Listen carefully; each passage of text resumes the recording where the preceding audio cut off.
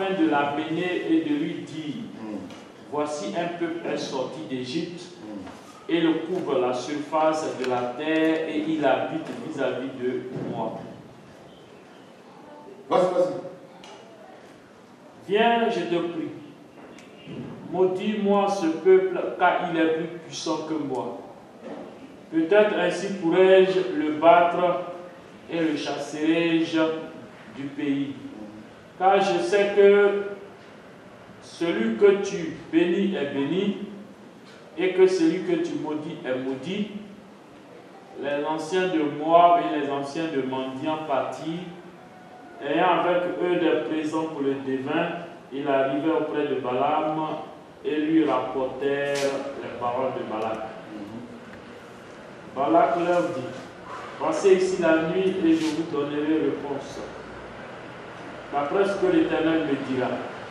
Et les chefs de Moab restèrent chez Balaam. Dieu vint à Balaam et dit, qui sont ces hommes que tu as chez toi?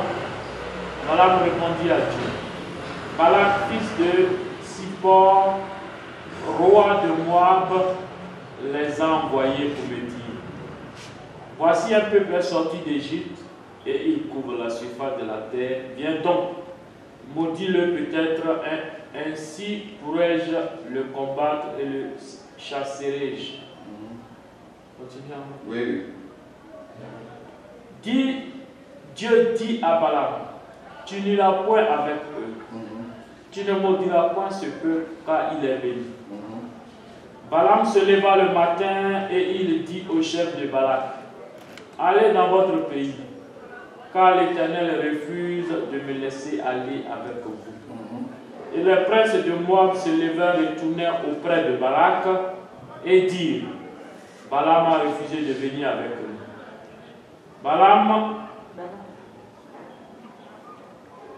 Balak envoya de nouveau des chefs en plus grand nombre et plus considérés que les précédents. Ils arrivaient auprès de Balaam et lui dirent, ainsi parle Balak, fils de Zippor, que l'on ne t'empêche donc pas de venir vers moi, car je te rendrai beaucoup d'honneur. Et je ferai tout ce que tu me diras. Viens, je te prie, maudis-moi ce peuple. Alléluia. Amen. Lis le chapitre 31, verset 16, et puis on va commenter.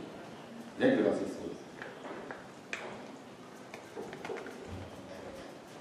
Nombre 31, 16. Voici, ce sont elles qui, sur la parole de Balaam, ont entraîné les enfants d'Israël à l'infidélité envers l'Éternel. Dans l'affaire de Pior, et alors éclata la plaie dans l'assemblée de l'Éternel. Voilà qu'Israël quitte l'Égypte. Ils vont de conquête en conquête, d'une ville à l'autre. Ils devaient maintenant arriver en Moab. Moab, ils avaient un chef qui répondait au nom de Balak. Et Balak entendit que le peuple d'Israël va passer chez lui. Il a déjà eu des échos de leur passage d'une ville à l'autre, d'une nation à l'autre, ce que l'Éternel fait dans leur vie. Ah! Il dit, mais c'est un peuple puissant et fort. Qui peut les résister? Comment je peux faire pour les contourner ceux-là? Il a pris l'initiative d'aller consulter un prophète. Et le prophète fit Balaam. Balaam, lui, il dormait, donc il n'avait pas des arrière-pensées. La personne qui va réveiller la pensée des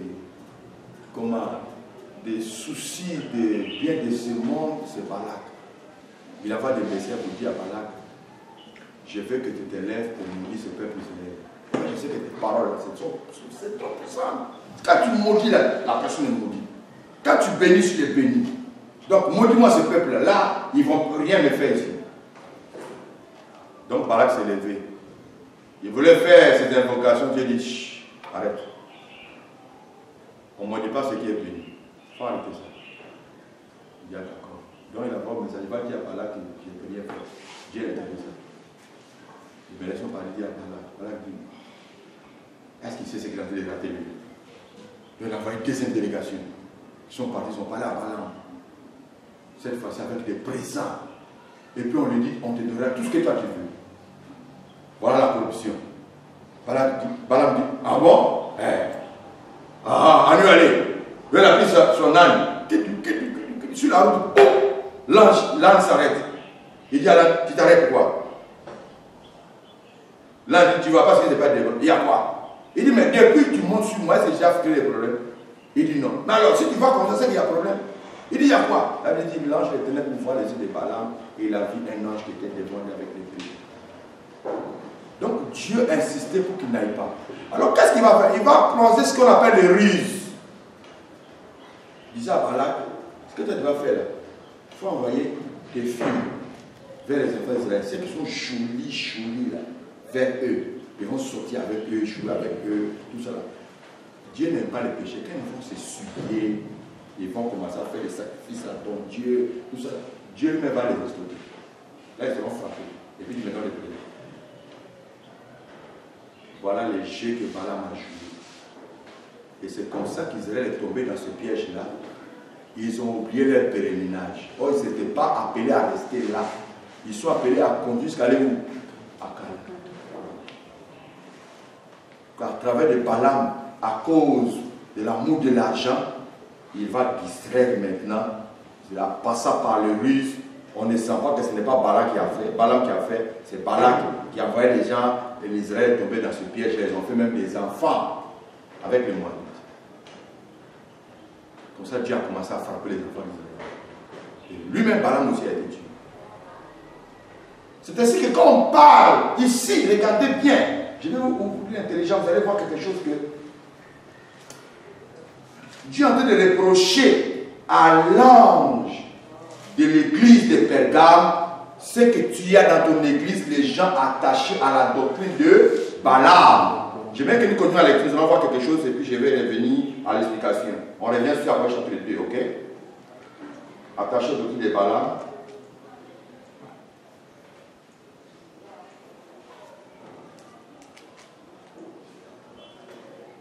Et aux œuvres à la doctrine de Nicolaïte. Mais c'est que tu as là des gens attachés à la doctrine de Balaam, qui enseignent à Balak à mettre une pierre d'achoppement devant les fils d'Israël pour qu'ils mangeassent des viandes sacrifiées aux idoles et qu'ils se livrassent à la publicité. Voilà. Non, on va continuer. Hein. On va continuer avec un peu là. Je vais expliquer d'abord et puis on va continuer. C'est-à-dire que Dieu reproche à l'ange de l'église de Pergame, il a laissé le mal dans son église. Que dans son église, il a des personnes qui sont attachées à la doctrine de Balaam. La doctrine de Balaam, c'est quoi? C'est des doctrines on peut appeler ça des ruses, de mercenaires. C'est-à-dire que ce sont des personnes qui sont venues s'introduire à l'église, prendre l'église comme une boutique où ils peuvent facilement s'enrichir. Amen. C'est de créer des situations qui vendent de l'eau à l'église, l'eau de sanctification, de purification. Ils vendent des bracelets, ok? Ils vendent l'huile d'onction. Tout cela sont des œuvres de Balaam. Est-ce que vous comprenez un peu? Donc cette doctrine-là est rentrée dans l'église, mais l'ange de l'église, lui-même, il n'était pas dans le mal, mais il a laissé le mal dans l'église. Amen. Donc ce sont des mercenaires. Quand nous parlons de la doctrine de Balaam, c'est le type de serviteurs mercenaires. Et ils ne sont pas venus pour avoir pissé des troupeaux. Oh my God, ça me revient dans la tête. J'avais un pasteur nigérien là, aux deux plateaux, frère. Il me dit, mais apôtre, moi quand je vois quelqu'un qui a l'argent là, lui sa délivrance là, je ne fais pas ça. Qu'est-ce que c'est? Je fais ça à différentes étapes. Donc si la délivrance doit prendre par exemple un jour, lui ça va faire un mois. Dans un mois, il partage, il dit tel jour tu viens, je vais prier pour toi, mais tu viens avec telle offrande. Il va prier, il dit c'est pas fini, tu vas revenir encore telle semaine, mais tu viens avec telle offrande. Là c'est offrande supérieure, parce qu'on a commencé à monter. religion va finir, ça c'est l'offrande de clôture et de délivrance. Donc jusqu'à ce qu'il va boucler à ces millions qui va tomber dedans. Voilà l'esprit de Balaam. Amen. Ils font rentrer le mal dans l'église, la corruption dans l'église, le maçon dans l'église, la séduction dans l'église. Maintenant, ce qui sera étonnant, lis un peu la suite.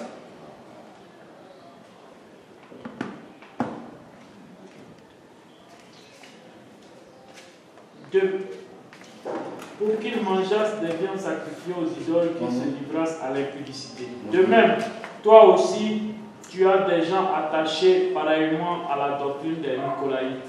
Ah. Amen. De même, toi aussi, tu es attaché aux gens qui ont la doctrine des Nicolaïtes. Ok, je vais expliquer Balaam et puis Nicolaïte en même temps. Donc, nous allons dans Éphésiens, non, chapitre 1, verset 6. Suivez bien, hein, Éphésiens.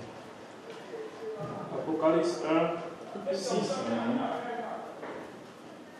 Et qui a fait de nous un royaume. Apocalypse chapitre 1, verset 6. Apocalypse 1, 6. C'est ce que nous sommes dans l'église d'Éphèse. 2-6. 2-6. 2-6. Il faut lire 2-6, c'est l'église d'Éphèse. Tu as pourtant ceci. C'est que tu hais les œuvres des Nicolaïtes, œuvres que je hais aussi. Ici, on parle de Nicolaïtes comme étant des œuvres. On ne parle pas de doctrine ici. Dans l'église d'Éphèse. Est-ce qu'on comprend un peu? Tu reprends la lecture. Tu as pourtant ceci. C'est que tu hais les œuvres des Nicolaïtes. C'est que tu hais les œuvres des Nicolaïtes. Œuvres que je hais aussi. Œuvres que je hais aussi. Amen. Maintenant, regardez à Pergame, ces œuvres vont devenir une doctrine. Il est le chapitre 2, verset 11.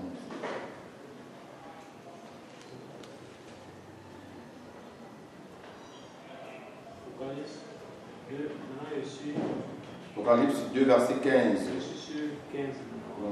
De même, toi aussi, tu as des gens attachés pareillement à la doctrine des Nicolaïtes. Dans Éphèse, c'était quoi? Les œuvres. Mais arrivé à Nicolas, ça devient quoi? La doctrine. Cela veut dire quoi? Frère, c'est comme quand on parle des œuvres, nous avons aujourd'hui les doctrines des Nicolaïtes parmi nous. Dans les doctrines des Nicolaïtes, bon, là il faut que j'explique un peu ce que c'est Nicolaïte avant de rentrer dans les Nicolaïtes. Mais je vais rentrer là-bas tout à l'heure, mais je vais d'abord expliquer des œuvres à une doctrine. C'est-à-dire quoi? Quand les œuvres commencent, si on ne tape pas, si on ne corrige pas, ça arrive de devenir quoi? Une doctrine. Qui veut dire tout simplement que les églises qui ont des doctrines qui n'ont rien à voir avec la parole de Dieu aujourd'hui, au départ c'était que les œuvres simples qui se faisaient. Chaque mois c'est réclamé pour faire ceci, pour faire cela. Mais après un moment là, c'est devenu une habitude et puis c'est resté notre doctrine. Tu vois ce que je me fait comprendre? Pour être encore terre à terre, nous prenons par exemple le fait soit des chrétiens. Au départ, les gens, dans le jour de la Pâque, on se retrouve, on va manger ensemble. Ok? On dit agapé. Arrivé un moment que non, c'est devenu une habitude, c'est devenu une doctrine. C'est comme ça que nous on fait la Pâque chez nous. On doit tuer un animal, on doit manger tous ensemble. C'est fini, ça c'est fini assis dans l'église, c'est devenu une doctrine de la fête de Pâques. Voilà comment nous on fait la fête de Pâques chez nous. Donc, toutes ces églises qui vont se multiplier, les parents vont garder les mêmes doctrines. Or, cette doctrine n'a rien à voir avec la parole de Dieu. Je me fais comprendre? Voilà. On prend la fête de moisson. Ok? Nous organisons la fête de moisson. La fête de moisson, c'est le jour où chacun apporte sa récolte. Nous venons manger, nous apportons nos dons. Or, la fête de moisson a existé dans l'Ancienne Alliance. Dans la Nouvelle Alliance, il n'y a pas fait de moisson. Si nous voulons demander les dons au peuple de Dieu, c'est simple. Nous voulons organiser un jour spécial pour donner un don au Seigneur pour la construction des temples, pour aider, tant. C'est possible. L'Église se réunit, c'est jour-là spécial pour les dons. Amen. On va appeler ça fête de moisson. Quand ça commence, ces œuvres commencent, si ça reste longtemps, ça va devenir une habitude. C'est ça qu'on appelle la doctrine. Et ça serait imposé maintenant pour toujours. Ça devient une doctrine de l'Église. Et c'est comme ça que l'ange de l'Église a laissé le mal entrer. Que Dieu nous bénisse. Amen. Pause. On est pas dans 10 minutes, le temps que je souffle un peu.